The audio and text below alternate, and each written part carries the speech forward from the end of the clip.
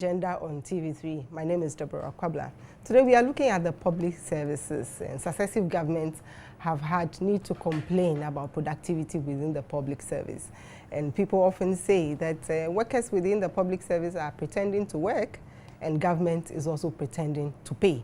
Is that really the case? Today we'll discuss that in detail. I have experts in the studio who will help us to understand the issues within the public sector and how we can all support to boost productivity. But before I introduce them, let me introduce them and then we'll go and listen to what the president said on May Day in relation to productivity. So with me in the studio this afternoon from far left, we have Mr. George Smith Graham. He's the outgoing Chief Executive, Fair Wages and Salaries Commission. He's also the founding president and CEO of the International Institute for Productivity and Public Management. In the middle, we have Mr. Kaminta Bezi. He's former executive chairman, State Enterprises Commission. And on my immediate left, we have Professor Robert Ebohinsen, Professor of Marketing, Department of Marketing and Entrepreneurship, University of Ghana Business School. Now let's listen to what the president said on May Day in relation to public sector productivity. We'll be back after that. Everything comes to a stop when it rains, and we seem to expect the rest of the world also to stop. We have no respect for the hours set aside for work. We pray, we eat, we visit during working hours. We spend hours chatting on the telephone when customers are waiting to be served, thereby increasing our labor costs. We take a week off for every funeral, and then we wonder why we are not competitive. The service that we provide in our hospitality industry does not match that of our competitors, and many of us have sadly come around to accept poor service as the norm. There is a particularly pernicious attitude to property that we find at work. There's the petty stealing of paper, envelopes, tea, milk, and other equipment. There's the reckless use of office vehicles. Employees show no inclination to protect the things that are in the offices and factories, and extreme reluctance to stand up for what we know to be right in our workplaces in general.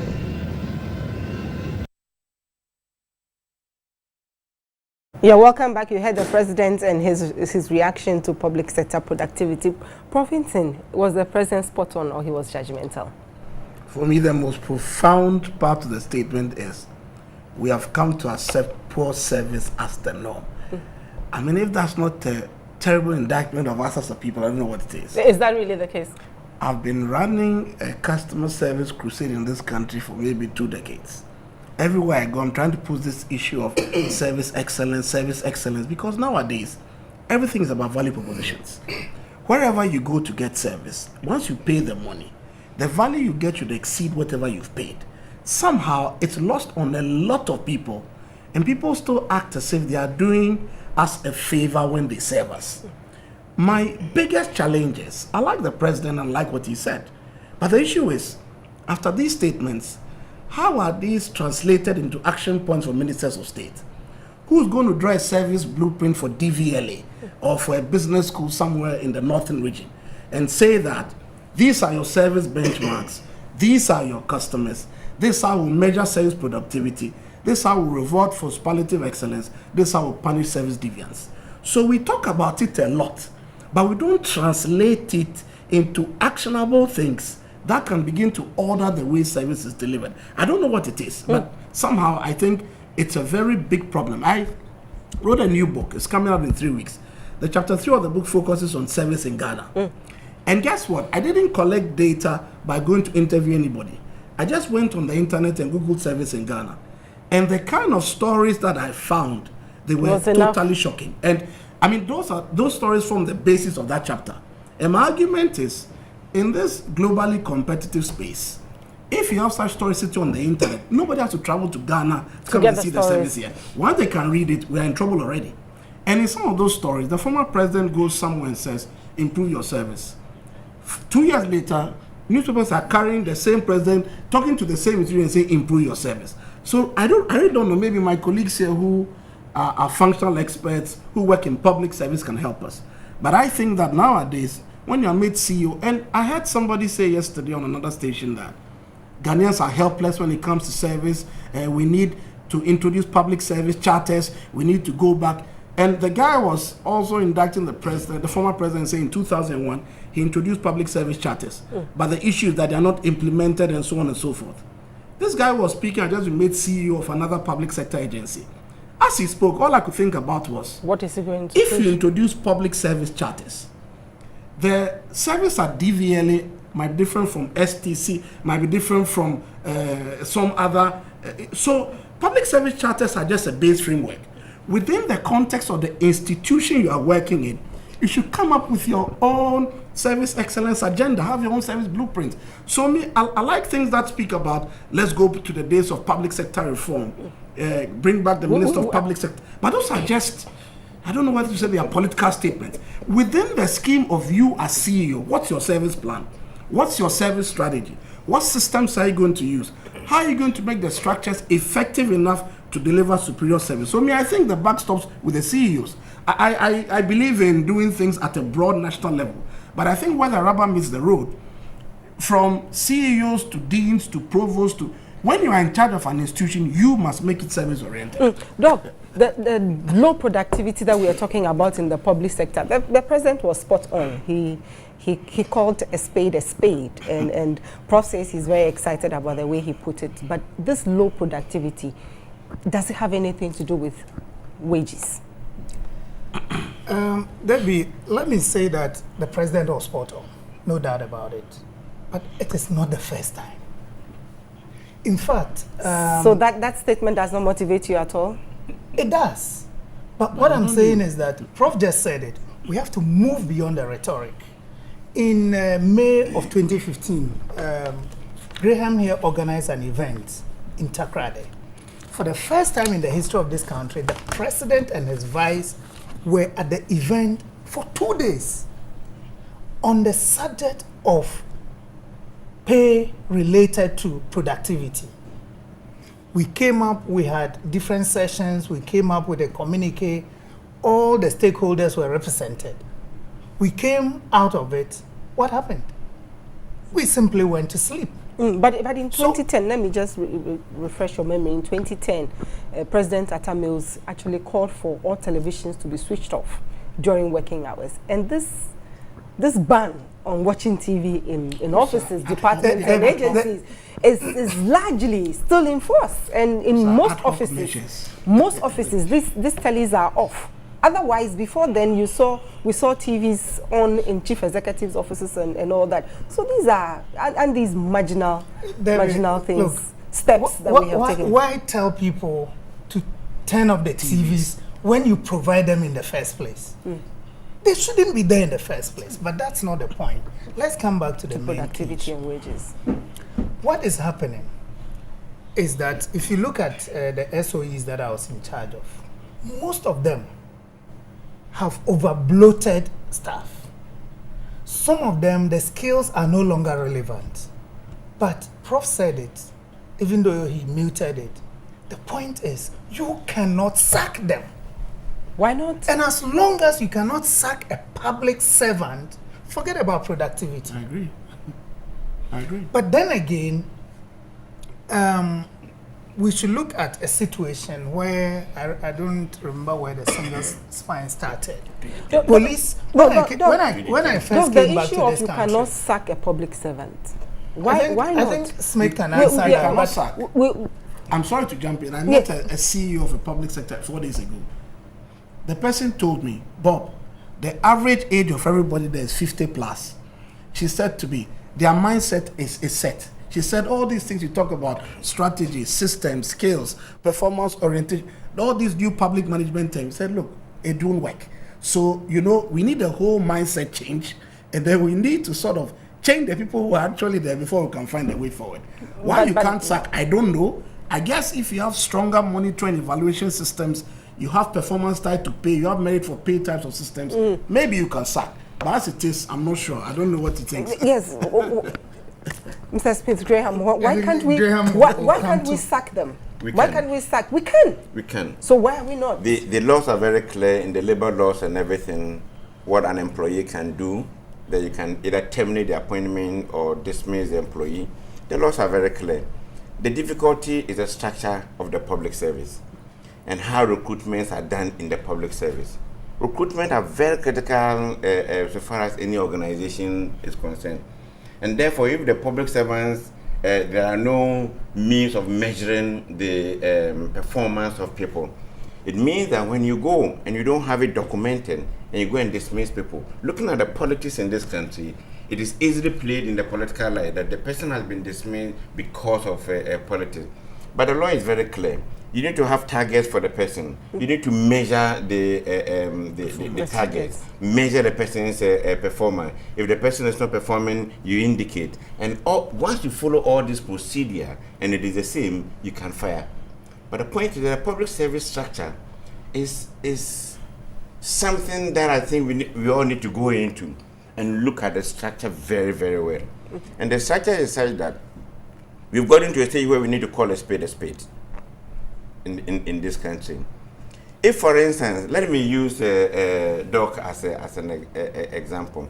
If, for instance, you look at the way immediately after elections, people are pushed into public service institutions for political reasons. And some lose their jobs. Yeah.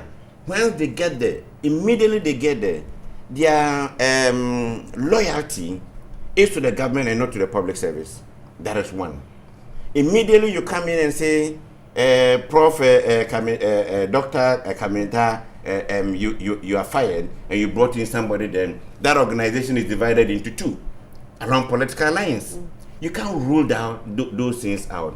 They are the things that are the core to the challenges that we have in the public service. And the question I ask myself is, can't we have a way of getting people recruited into the public service? It is possible.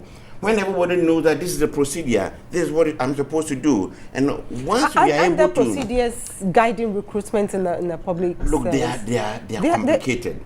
They are not there, they are there, but they are not implementable. I think we've got into a stage where I'm advocating for a situation where... But do we have those? They are, but for some reasons, they don't seem to function. Yes. Some reasons they don't seem to function. And I think we've got into a stage where we need to call the spade. All of us will have to now sit down, probably declare a decade of productivity of something, and then now go into it to find out why the public service is like that. Until we do this empirical research to find out those things, it will be difficult. But the other things, for instance, if you take the budget that are given to institutions, and I can say for a fact, are not linked to any national strategic plan. No. None. No. They are shopping lists by institutions. Why not? The government in power comes with a manifesto, they have a plan. But a manifesto... They mention some big policy agendas, and those the guidelines. I'm always fighting with people who use manifesto, my friends in political But that is what we see. But the thing is, a manifesto must be translated into a national strategic agenda. Manifestos are useful for winning elections. When you win the election, you shouldn't keep making recourse to a manifesto. Translate it into an actionable strategic plan with deliverables for tourism, deliverables for here, deliverables for health, and then you quantify these deliverables. Once you're able to quantify deliverables, you can begin to set targets. But if you don't quantify them, then we just keep talking a lot. Everything is amorphous. Then what are we doing? What are we budgeting? And what are we implementing? Like he said, because there's a budget for 2017 and 2018. There will be another budget. You'd be amazed how many public sector institutions prepare budgets not on the basis of any strategic plan, but on the basis of the fact that last year we spent so much. I mean, so like if you took over, you just took over. Let's look at the whole budget. Let's increase everything by 10%, and then we are good to go. You see, me, I'm just praying for the day that anybody who comes into office in any public sector position has as part of their letter targets that have been put in the letter. So that, for instance, if you are made head of Department of Anthropology, we give you a $4 million budget. those students who come, they are customers of the department. You have to strive to ensure you meet that target. So that more than just administering the function, you work with targets, you measure it monthly, you measure it quarterly, you give feedback. One vice chancellor said several years ago, he told me in guys, he said, "Bo, Olenogo, Niaji, ka afe assessment, mo fi about 80%, 90%, 80%. No, actually, oh, prof, oh, fine. His point was that even the assessments are done in such a way that everybody scores 82%, 89%. Then that gives the indication that there's some targets, because if people are assessed and everybody gets 80%. But let's look a little bit at the productivity and the wages. We've gone through many reforms that has tried to streamline and raise public wages such that we can match wages to productivity. How well have we done? Now we are doing single spine. In your assessment, how well have we done? We had the GUSS, Ghana Universal Salary Structure before then. We had many others. Now we have single spine, and we know there are issues. How well have we done with all these salary reforms? I'll give you one institution as an example. I think 2009, when I came back to Ghana, the lowest rank of a police officer was receiving 179 cedis a month. And that was which year? 2009. Wow. 179 cedis. And I sympathize with the guys. They are supposed to be responsible for our security. Come single spine, it jumped to about 1,500. And we were expecting that with such a huge jump, the way policing was done in this country, the level of corruption and everything was going to go down. Did it? No.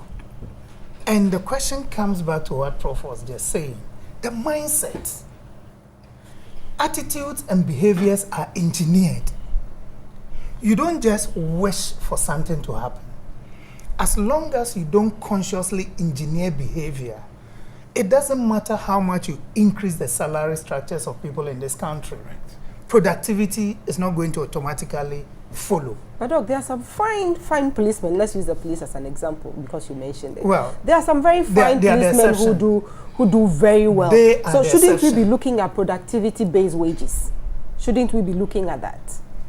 Because that's where we came from, where we had a lot of disparities within the wage structure. It goes back to what Prof was saying. And then we came to single spine. But if this is the base and everyone is getting based on their rank and it is not boosting productivity, shouldn't we go back and look at who is working? It's a larger issue than the pay. That's what he's saying. Yes. But there are some who are doing it right. They are the exceptions. Shouldn't we pay them more? Yeah, we should pay people well who are doing. Like, if your productivity is high, you should get a commensurate salary.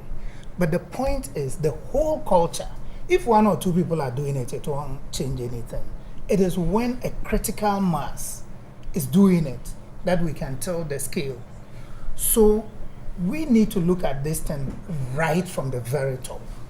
Leadership is the difference between excellent service and no service. Leadership. So we need to do something to the culture. Right from the very top. Because top or bottom? No, right from the very top. If people, for example, a public servant sees a politician comes and there is some corruption or that sort of thing, he thinks, well, I have to do what I have to do as well. The politician cannot then check that public servant. And in this country, somebody told me that more than 80% of the corruption happens with the public servants, not the politicians.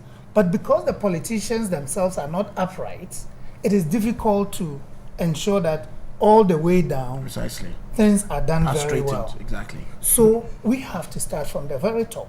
How are things measured at the very top? Is there productivity? The trickle-down effect. Yeah, then you can trickle it down. One of the things we're proposing, particularly for the state-owned enterprises, was to have what we call a presidential dashboard. There you go. Where at the office of the president, monitoring, at the click of now a we have button, a minister in charge of monitoring and evaluation. Yeah, I mean, that's why I'm saying at the office of the president, because it's a whole setup. Who is in charge of it is not really the issue, but the point is that at the office of the president, somebody is in charge who at the click of a button can see a whole sector, go into details to see the individual SOEs that are contributing to that sector, go into detail to see what specifically is happening with that individual SOE that is contributing to performance and other things. The Minister of Finance will have access to the same sort of information. The sector ministers who are responsible for these SOEs will also see the same sort of information. So at any point in time, you see what is happening. Yes. Now, if it is happening at the presidential level, definitely the CEO will have to answer to what the problems are. Exactly. So he will have to be, he will have to ensure that all those working under him are contributing to the performance. And meeting the standards. Meeting the standards. So it trickles down. But as long as it doesn't come from the top, you can forget it. It's going to be business as usual. Mr. Graham, you are from the fair wages outgoing. Why hasn't all the reforms, why hasn't them worked? First of all, salaries alone cannot translate into higher productivity. But we've put a lot of premium on reshaping the salary structure. The pay reform was supposed to be part of a broader public sector reform.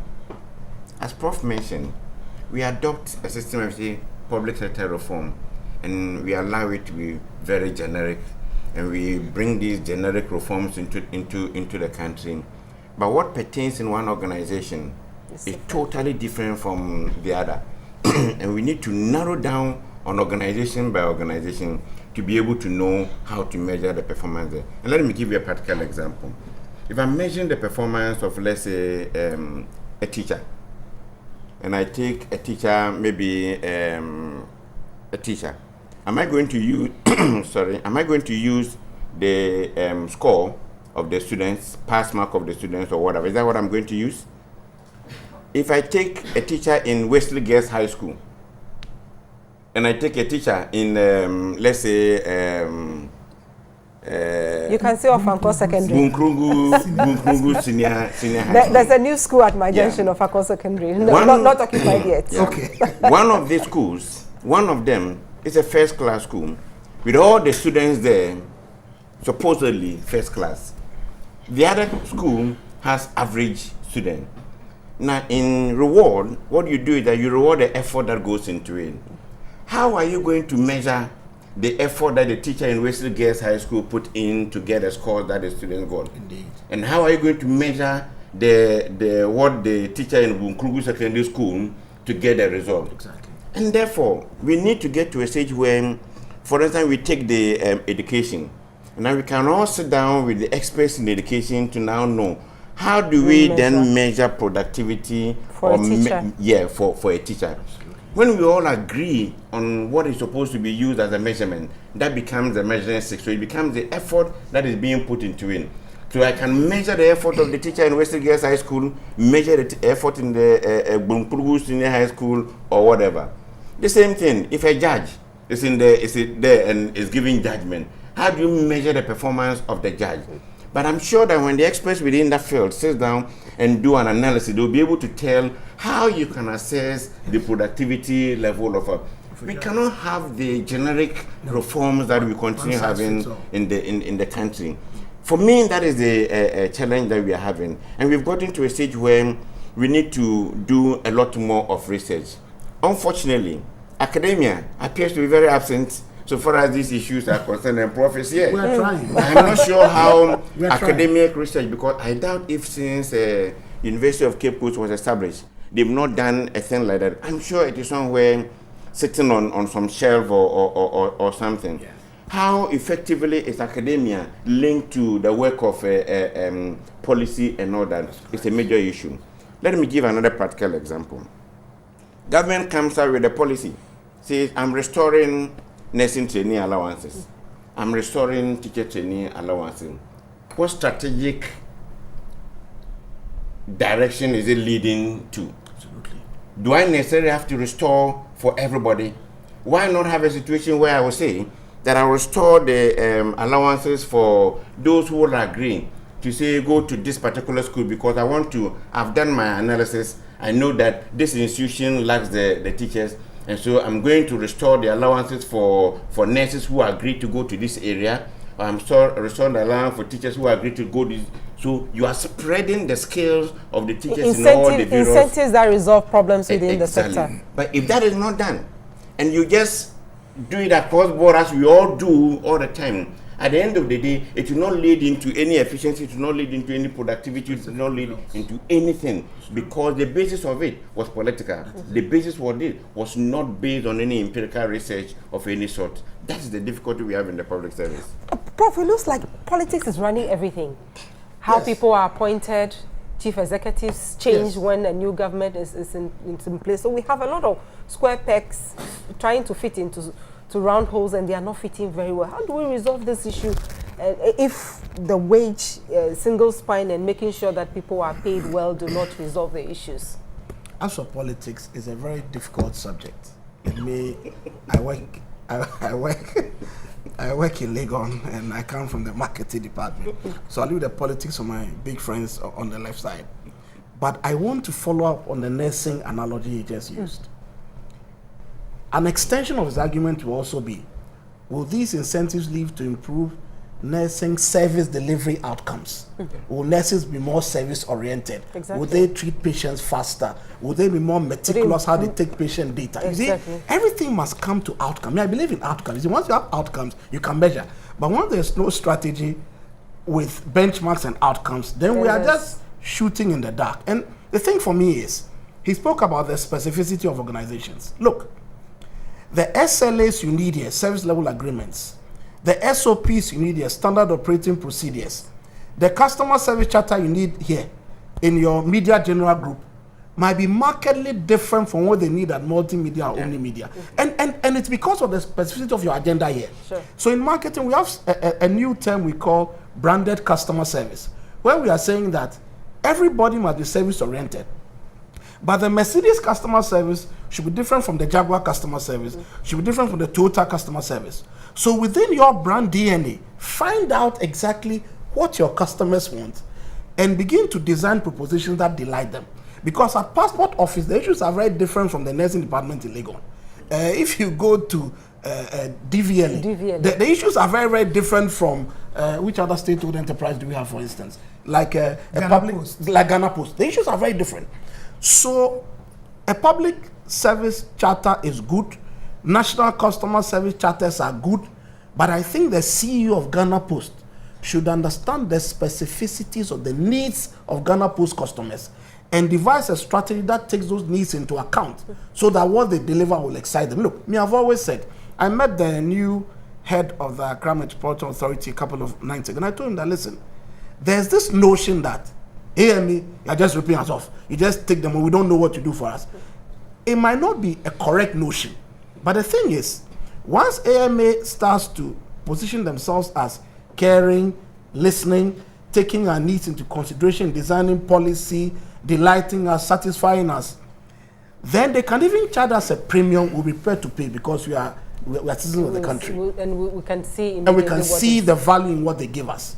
So on the issue of productivity, I think respectfully that everybody should start to introduce these standard operating procedures, these service level agreements, and begin to measure the way service is delivered. I was speaking to a CEO once, and the CEO, after 2 years in office, hadn't evaluated the senior most admin person in the public sector agency. So I was asking the CEO, what was this? The CEO said, well, they are not been giving a form from HR to evaluate the person. I said, no, what you are doing is not correct. You are trying to be politically correct. But what you are trying to do then is that you are injuring the organization because you want to be politically correct. So some of these state enterprise CEOs probably want first term, second term, third term, fourth term.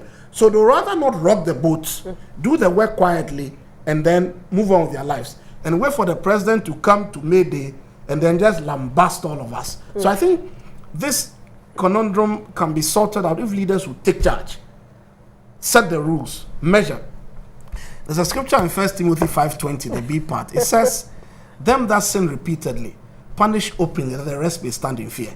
I like using the scripture because I keep thinking that, madam, you did the wrong thing, I didn't mind you. I didn't mind you. By the time you do the third time, I should give you a small credit to tell you, madam, I don't appreciate the way you are cannibalizing the service effort. Fourth time, I'll tell you, madam, get ready to go. Fifth time, I'll let you go. You see, we need to begin to set some examples. because there's a notion that in public sector, whatever you do will not be penalized. And therefore, there's no incentive to do the right There's thing. no incentive to do the right. On that note, we'll go for a break. When we come back, we will look at the solutions. How do we fix our public sector? Because really, that is what all of us need, an efficient public sector. We'll be back shortly.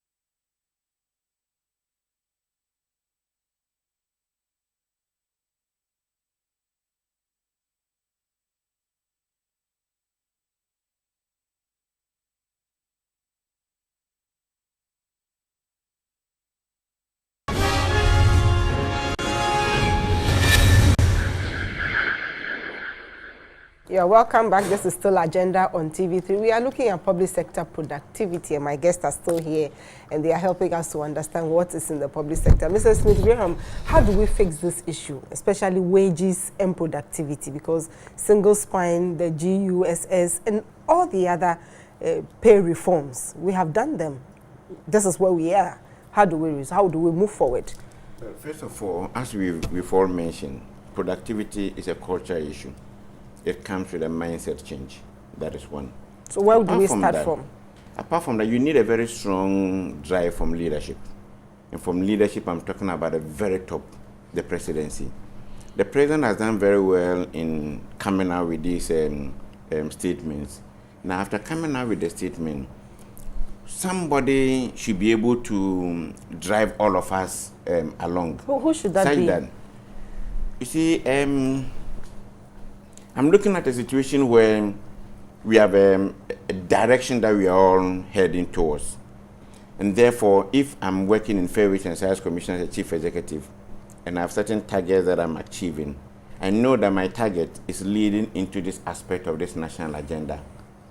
The one who is working at the State Enterprises Commission knows that this is leading into a certain agenda in a certain national agenda. But currently, as we speak, it looks as if most of institutions are doing their own thing. As I mentioned earlier on from the beginning, there are no strategic directions per se. How many institutions have strategic plans? Strategic plans are not there. Very codified strategic plan that is leading into a certain national agenda. They don't exist. So once we're able to get there, and every institution has a strategic plan, then you know that you are providing resources to the institution to be able to provide A, B, C, D. It is not as if an institution has submitted any, excuse my language, shopping list. And so we look at the list and say, okay, this one will give you 20% of the amount. So you give the person any amount of money. Now they get the money, the institution gets the money. What they will be able to do with the money is what they will do. And it will not lead into any national productivity agenda. If even it means that we will have to try it by identifying, let's say, a maximum of about 5 or 6 institutions, and know that, look, these 6 institutions, when we really help them to stand, they will have rippling effect on other institutions. And say that, look, let's get them the strategic plan. These are the strategic plan. These are the resources we are providing to them, and do an assessment to see exactly how will it impact on their productivity level.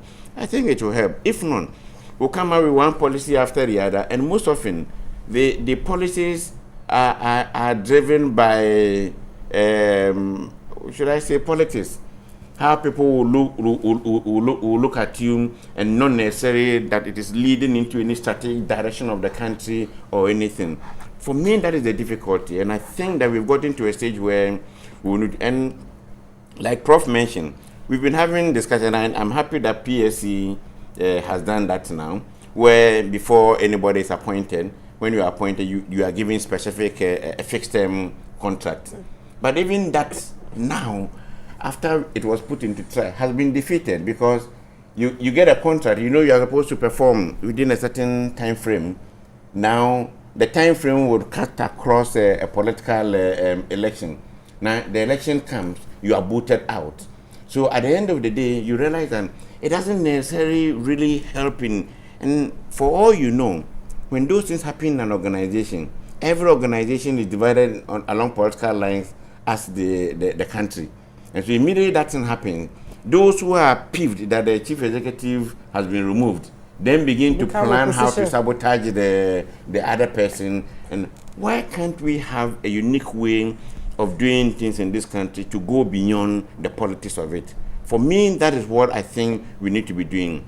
Again, we need to be institution specific and know exactly what the challenges of institutions are, and stop the generic reform processes that we do in this country.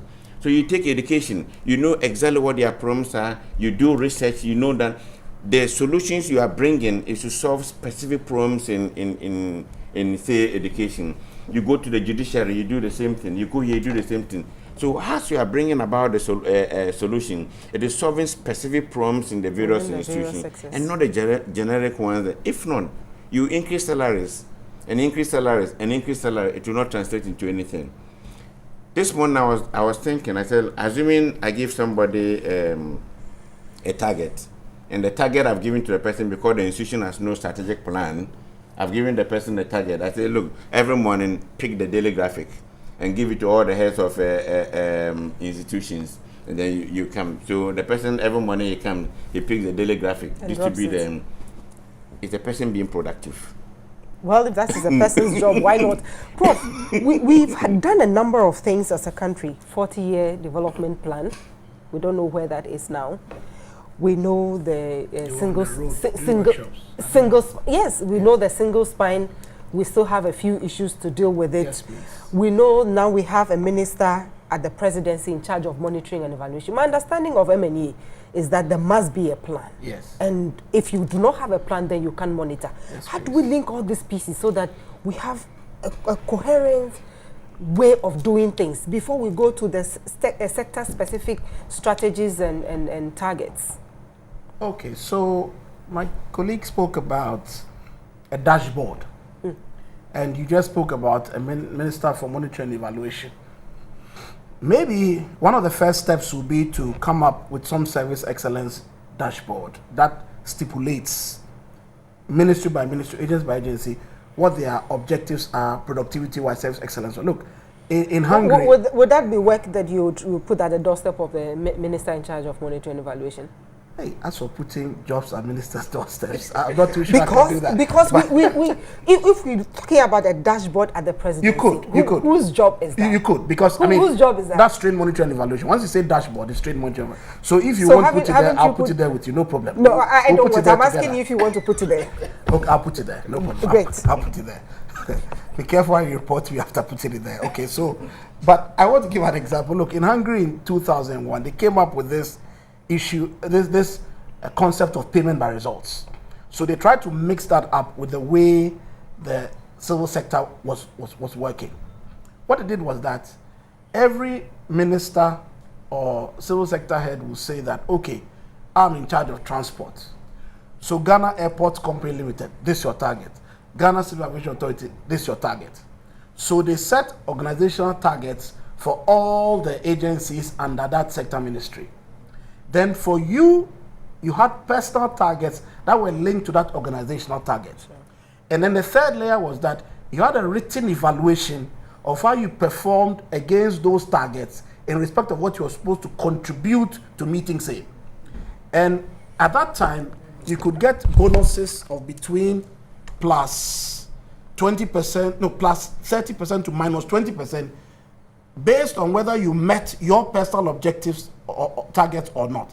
I think that if we become a lot more focused on measuring output, because the thing with generic pay, that happens only because you move to grade X or grade Y or grade Z, is that it usually is not an incentive to work hard, because whether you work or you don't work, we all get paid. We just have to wait for a while and move to the next step, do whatever we like and move to another step. So I think a service excellence dashboard will help, and I think payment by results in terms of bonuses you can give might also help. Those are just We've come from a system of bonuses and allowances and having a lot of disparity, and that's why... You see, I came from private sector before I joined the university. For 5 years, I was working in a big ad agency. So I was used to bonuses. And I'm sure Mr. Smith Graham knows what bonuses have done to the public sector. Oh, you give very bonuses and allowances, variations, and sometimes people's bonuses were twice or 3 times more than their salaries. Allowances and the basic salaries, they are generic, as Prof is saying. Now, if you go into it right now and say that you are going to reward people so far as the effort, as Prof is saying, and then you give them bonuses. I'm not sure how it's going to work within the public sector. Difficult. Okay. See, getting even money to reward those people will be a challenge. That's why I keep saying that we need to be able to ensure that it fits right within the budget of the various institutions, because we know the direction that the institution is going. All these things could be factored in. But if you go right now to the university and say the university should pay bonuses to lecturers that are doing well and those that are not doing well, I'm not sure how the university will be able to do it within the current public service structure. That's going to be difficult. Though some years ago I heard there were moves to try and do that. I don't think that's happened yet. No, yes. The example you gave was from which country? Hungary. Yes. Now, it will interest you to know, Debbie, that we do exactly the same thing in this country. Oh, okay. And Prof is talking because he said he comes from a private sector background. Now, this is specific to the state-owned enterprises, Okay. of which I was the executive chairman until a couple of weeks ago. Now, we sign performance contracts with all the state-owned enterprises on an annual basis. We set targets for each of these institutions. Of which Such as, give us a practical example. But you don't Civil publish it. Civil aviation is one of it. Ghana Airports Company is one of it. Okay. Gapoha is one of it. GMPC is one of it. Ghana Water Company, Gihog Distilleries, Graphic, GBC. There are over 40 of them. Okay. So we do these things. Now, the problem that has happened in the past is over the years, the ownership responsibility of these SOEs have been more by the ministers in charge. And so the institution that was supposed to do the work was not strengthened enough. Okay. And so most of the things were not able to happen the way we expected them to happen. The other problem was that government has a responsibility to the SOEs. So if government doesn't fulfill its part of the responsibility, how do you hold the SOE to the targets that you have set? Financial responsibility?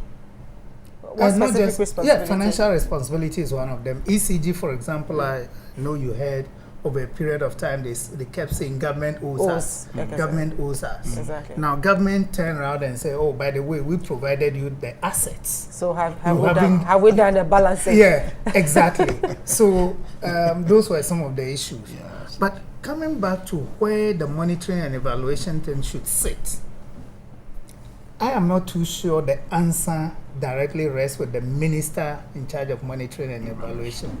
And the reason is this. The public sector is quite broad. We have the straight public service, which comprises the ministries, the agencies, the departments, and other things.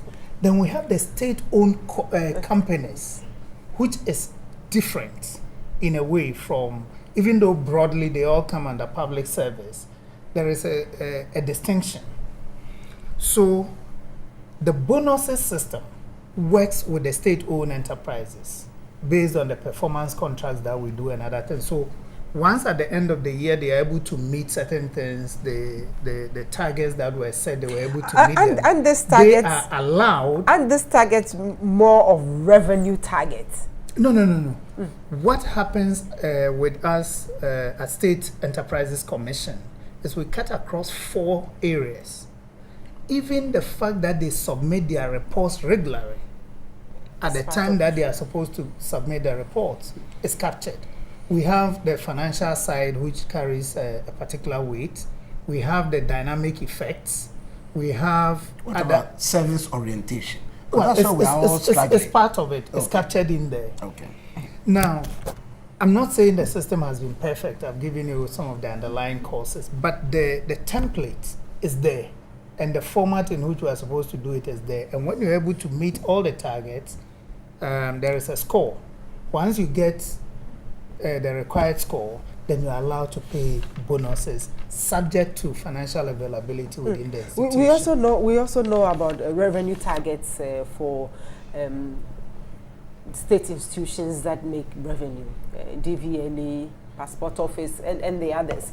And we know they overachieve their targets. But today we sit here and we hear leakages within those same institutions. So how do we set this target such that we overachieve them and then we still have a lot of leakages? And the low targets, easy to achieve targets that we set for a lot of these revenue making institutions.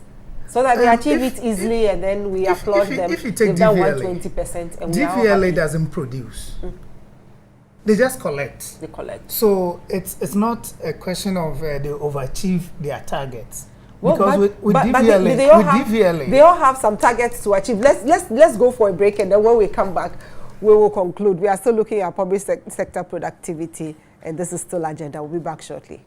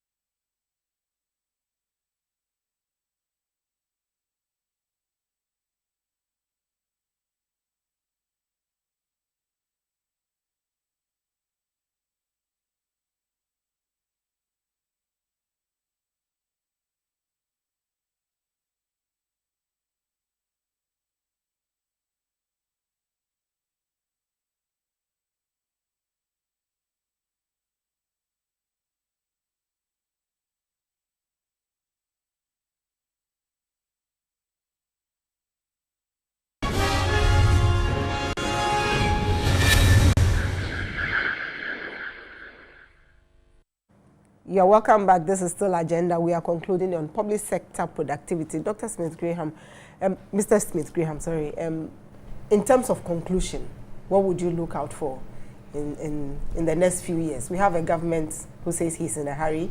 He said it very clearly and openly. What should be your expectation? My view is that we need to now begin looking at the institutions and the service charters, as Prof mentioned. But before we get there, we need to look at the current employees that we have in the various organizations, look at their mindset, the sort of training we give to them, and all that. And then we now look at how we now bring people into the system. My research has shown that recruitment is very critical so far as productivity is concerned. Because when you bring somebody in and the person already fits into a culture that you have already established, it becomes easy for the person to be productive.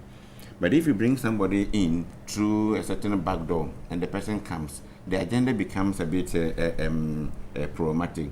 So I think that we've gotten to a stage where we need to be looking at institution by institution, conducting proper research to find out where the challenges are with the institution and stop the generic business that we do in the country. And when we have done that, we'll be able to then look at the problems of each institution and find specific solutions to those institutions. I think that is what we need to be doing at the moment. And once we do that, we'll solve problems of the institution, and the institutions that do not need to exist, if have to be abolished, can be abolished. Those that have to be merged, institutions that there can be several of them that are duplicating functions. If they have to be merged because they are duplication of functions, we merge them. If they have to be weaned off government subvention, as we've started doing already, you wean them off government subvention and you allow them to be on their own and allow the board to run them as professionally as possible. I think that is the stage we need to get to. And once we're able to do that, we shouldn't have difficulties with productivity in the public service. Doc, what should we do to our wages? I want to take it higher than what we should just do to our wages. I want to say that all the systems, the performance procedures and everything that Graham and Prof have been professing since we started should start at the office of the president. That dashboard is important. Not just the dashboard, but the office of the president itself. They must have performance-related things. How do we do this? How do we measure the people there? At the office of the chief of staff should take that responsibility. One of the things that makes me sad is that you see a top official at the office of the president with a Yahoo email address, Gmail address. And they use that to send professional emails. Exactly.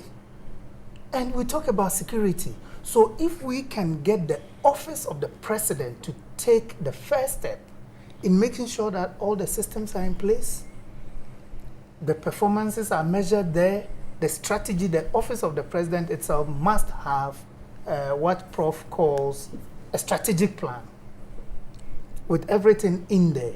Now, once you take the lead, then you can cascade down to all the other institutions in the country. What should we do to our wages? You didn't touch wages at all. There are public sector workers who are still very interested. If they set a good example at the top, it will cascade down. By the time you have indices for measurement, you become service-oriented, you become very productive, whatever you are being paid will now be merited because you are delivering value to your customers. Are we saying that what people are earning now are not merited? No, the thing is, my pay is very small. I work in the public sector myself, but I'm just believing God the movie. It's not very small. So the question is, what should we do to make sure that you can give off your best? Because we know you are professional. As for me, I'm just passionate about the university. But we don't have all passionate people in the public sector. We have some people who are working and need to be remunerated. Absolutely. For due. So I think what we need service. to do is that look, there's a phrase that great service follows the law of gravity. So if you see a company or a ministry with a good service ethos, the leader is usually the one who's pushing the agenda for service excellence. So this pay issue, all I can say is that you can't reduce salaries in Ghana's public sector. It won't happen. No. So what you need to do is to try and improve the quality of the service output in terms of the individuals who make up those entities so that they can deliver better value and make even more money. I guess when you make more money, like My colleague is saying you can pay bonuses. So for some specific institutions. Absolutely. But what I propose is that maybe for the next budgeting season, they should all do some audits. He spoke about research a lot. Do some audits. Whether it's DVLA or GAPOA or Ghana Airport, you can do an audit of your strategy, your systems, your structures, but there should be one overriding concern that will deliver more value and make Ghana a service hub, so that we can follow the example of Singapore, who have no raw materials, but they are known as a solid service economy. Thank you so much, gentlemen. We had Mr. George Smith Graham, we had Dr. Kaminta Bezi, and then we have Professor Robert Ebohinsin. Thank you so much, gentlemen, for throwing light on this very important. Should I show them my book so that they can buy some for the public service? We charge you for showing your book. Go ahead. Please, you can also consider this one. Yes, to help. Which one is that? Customer Service Essentials. Correct. And the chapter 3 is on service in Ghana. We're here. Yes, thank you. We'll send you a bill after the show. Thank you very much, gentlemen. Thank you for being part of the show. Thanks to the production team. My name is Deborah Kwabla. God willing, same time next week, 3 p.m. every Sunday, we'll bring you Agenda on TV3. Enjoy the rest of your weekend and have a productive week. Bye.